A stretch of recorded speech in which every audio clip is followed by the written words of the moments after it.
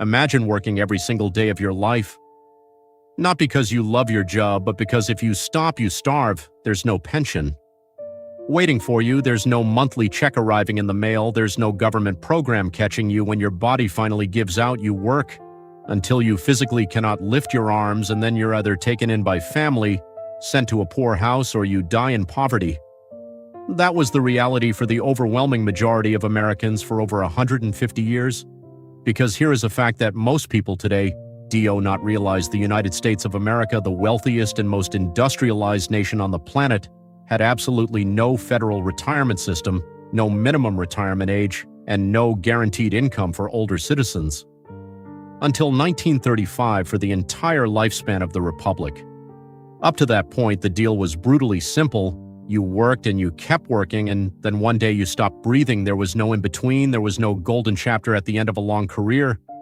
The very concept of retirement, as we understand it today, this idea that at some point you put down your tools and live out your remaining years in peace, that did not exist in any meaningful, widespread way for ordinary Americans. It was a fantasy reserved for the ultra-wealthy, for the landed gentry, for the tiny sliver of the population that had accumulated enough capital to simply stop for everyone. Else old age was not a reward, it was a slow motion. Catastrophe. Now, to understand how deeply embedded this reality was, you have to go back to the beginning in colonial America, and well into the 1800s, the economy was overwhelmingly agrarian. Most people lived on farms, families were large, and the expectation was that you would work the land from childhood until death. When you got too old to plow the fields or lift the harvest, you didn't retire. You simply shifted to lighter tasks. You mended fences, you watched the grandchildren, you sat by the fire and shook corn, but you were still contributing because the household economy demanded it. There was no distinction between your working years and your non-working years. There was only life. And all of it was spent laboring in one way or another. If you were lucky, your children took care of you in your declining years. If you were unlucky, if your children had moved away or died, young, or simply could not afford another mouth to feed, then you were on your own. And being on your own in 19th century America when you were old and unable to work was very close to a death sentence. The family structure was the original retirement plan, and it was deeply fragile. As long as families stayed together, as long as children remained nearby and communities were tight, knit elderly people could survive. But as the 1800s progressed, that structure started to crack. The Industrial Revolution fundamentally reshaped American life. People moved off the farms and into the cities. Young men and women left their hometown to chase factory jobs in Cleveland, Pittsburgh, New York, Chicago.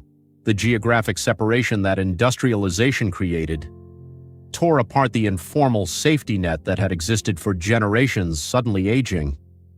Parents were left behind in rural areas while their children were scattered across the country. And in the new industrial economy, there was no place for an old man whose hands trembled or whose back could no longer endure 12-hour shifts in a steel mill. The factories of the 1800s and early 1900s were terrifying places. 12 to 16-hour shifts were standard. Safety regulations were essentially non-existent. Workers lost fingers, hands, entire limbs to the grinding machinery of textile mills. Iron foundries and coal mines. By 1900, industrial accidents were killing roughly 35,000 workers every single year in the United States and maiming 500,000 more. And here's the crucial detail: there was no workers' compensation, there was no disability insurance. If you got hurt on the job, you were simply done. You lost your income. Nobody owed you a thing. Now imagine what happened to workers who didn't get injured but simply aged out of usefulness. The factories wanted strong, young bodies. Older workers were slower. They got tired faster. They made more mistakes. And when an employer no longer wanted you, there was no law preventing them from tossing you out with nothing. No severance, no pension, no thank you. For 30 years of service, you were simply replaced. And this is where the story gets truly dark. Because for those elderly Americans who had no family to rely on, no savings to fall back on, and no ability to work, there was only one destination left, and that was the poorhouse. Poor houses, also called almshouses or poor farms,